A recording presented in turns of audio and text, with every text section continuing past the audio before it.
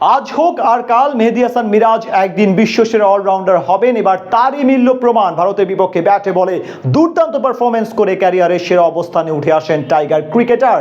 তার মতোই বিদায় টেস্টে অসাধারণ বোলিং করে উন্নতি করেছেন সাকিব আল হাসান।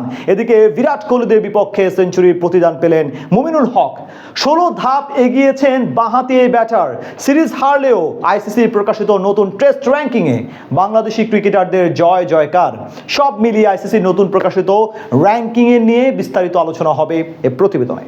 বিশ্ব ক্রিকেটে একজন অলরাউন্ডার হিসেবে টানা 15 বছর লাল সবুজের জার্সি গায়ে রাজত্ব করেছেন সাকিব আল হাসান। এর মাঝে তার ধারে কাছেও আসতে পারেননি দুনিয়ার কোনো ক্রিকেটার। তবে সাকিবের পর টাইগার ক্রিকেট থেকে যদি আর কেউ সেই চূড়ায় পৌঁছাতে পারেন তাহলে সেটা হবে শুধুমাত্র মেহেদী হাসান মিরাজ, যার প্রমাণ মিলল আরও একবার। আর কিছুটা পথ পাড়ি দিলে বিশ্বসেরায় পরিণত হবেন এই ক্রিকেটার। ভারতের বিপক্ষে চেন্নাই ও কানপুর উভয় টেস্টে অসহায় আত্মসমর্পণ করতে হয়েছে বাংলাদেশকে। প্রথম ম্যাচে 280 রানের ব্যবধানে হারের পর দ্বিতীয় টেস্টে পরাজয় বরণ করতে হয়েছে 7 উইকেটে। তবে এমন সিরিজ হারের পরেও বেশ কিছু ইতিবাচক সংবাদ এসেছে টাইগার ক্রিকেট প্রেমীদের জন্য। ব্যক্তিগত অর্জনের দিক থেকে ঠিকই উন্নতি করেছেন সাকিব মিরাজরা, যার বহিঃপ্রকাশ আইসিসির সদ্য ঘোষিত টেস্ট র্যাঙ্কিং, যেখানে বাংলাদেশি ক্রিকেটারদের আধিপত্য চোখে পড়ার মতো।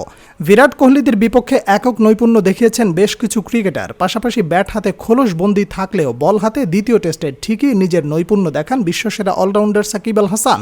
সম্ভাব্য নিজের শেষ টেস্টে বিরাট কোহলির উইকেট সহ প্রতিপক্ষের মোট 4 ব্যাটারকে সাজঘরে ফেরান মিস্টার 75। আর এমন পারফরমেন্সের জন্য শত হতাশার মাঝেও সুখবর পেলেন এই ক্রিকেটার। আইসিসির প্রকাশিত বোলিং তালিকায় 5 ধাপ এগিয়ে 28 নম্বরে পৌঁছে গেছেন সাকিব আল হাসান। এদিকে ব্যাট হাতে ছোট ছোট কার্যকরী ইনিংস খেলার পাশাপাশি বল হাতে দুর্দান্ত সময় কাটিয়েছে অলরাউন্ডার মেহেদী হাসান মিরাজ। ভারতের বিপক্ষে 2 ম্যাচ টেস্ট সিরিজে বাংলাদেশের পক্ষে সর্বোচ্চ উইকেট শিকার করেছেন তিনি। তাই 4 ধাপ এগিয়ে বোলিং র্যাঙ্কিংয়ে 18 নম্বরে উঠে এসেছেন এই ক্রিকেটার। তবে মিরাজের সবচেয়ে বড় প্রাপ্তি হল অলরাউন্ডার র্যাঙ্কিং।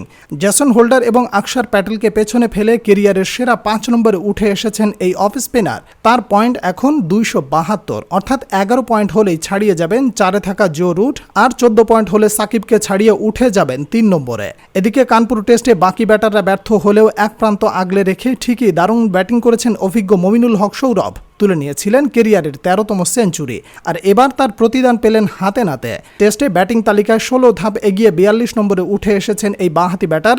উল্টো দিকে ভারতের বিপক্ষে ব্যর্থতায় অবনতি হয়েছে মুশফিক, লিটন ও সাকিবের। 1 ধাপ পিছিয়ে মুশফিক আছেন 24 নম্বরে, 7 ধাপ পিছিয়ে লিটন আছেন 27 নম্বরে, 8 ধাপ পিছিয়েছেন সম্ভাব্য টেস্ট খেলে ফেলা সাকিব আল হাসানও, তিনি আছেন 51 নম্বরে। সম্ভাব্য নিজের শেষ টেস্টে বিরাট কোহলির উইকেট সহ প্রতিপক্ষের মোট 4 ব্যাটারকে সাজঘরে ফেরান মিস্টার 75।